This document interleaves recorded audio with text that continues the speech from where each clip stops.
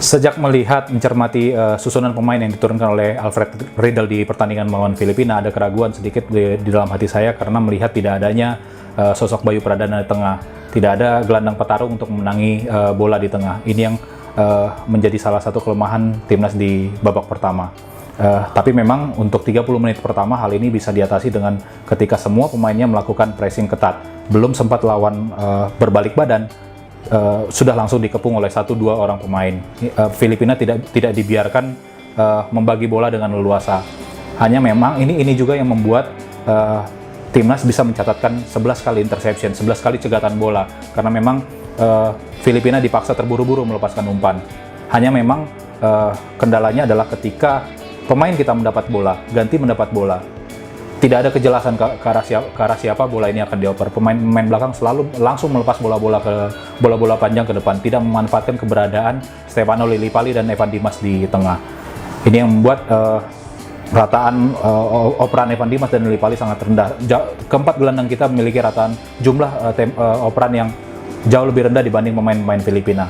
Ya, gol pertama Indonesia diciptakan oleh sundulan Fahrudin memanfaatkan tendangan bebas Stefano Lillipali. Fahrudin dengan jeli mencari ruang untuk bisa menyambut operan Lillipali, dan ini memang suatu hal yang istimewa buat Fahrudin karena dia bukan tipe back yang sering mencetak gol juga gitu ya. Sekali-kalinya dia mencetak gol ya buat timnas di Piala AFF ini.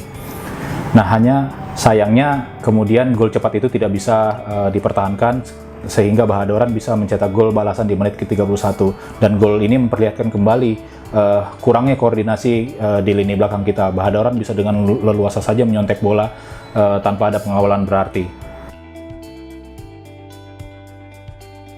Di babak kedua juga sebenarnya keputusan Alfred Riedel menarik Andi Firmansyah itu patut dipertanyakan, karena Andi Firmansyah penampilannya di pertandingan melawan Filipina ini jauh lebih baik dibanding melawan Thailand.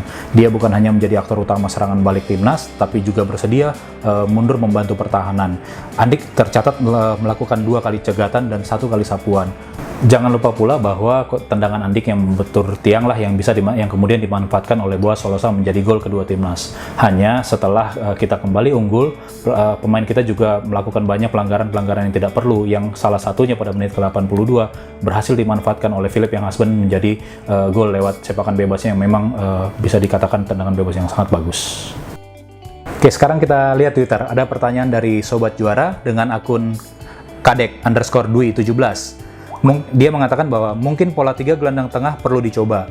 Lini tengah selalu kalah dalam 2 pertandingan pertama. Menurut saya ini salah satu opsi yang juga bisa jadi dicoba, tapi memang sangat riskan mengubah formasi di tengah turnamen karena tim asuhan Riedel sudah bermain dengan 4-4-2 sejak awal kedatangan Riedel. Tapi memang kita sangat butuh keseimbangan. Seorang Bayu Pradana saja tidak bisa memenangi pertarungan karena hanya dia yang berkarakter defensif di dalam tim. Lalu ada juga Zulkarnair_7. Pendapatnya mengatakan begini: sudah sangat jelas sektor penjaga gawang dan center back merupakan titik lemah. Saya rasa memang penampilan yang diperlihatkan Kurnia Mega dalam 2 pertandingan ini membuat dia layak dipertanyakan. Juga keputusan Alfred Riedel lebih mempercayai dia dibanding Andri Tani.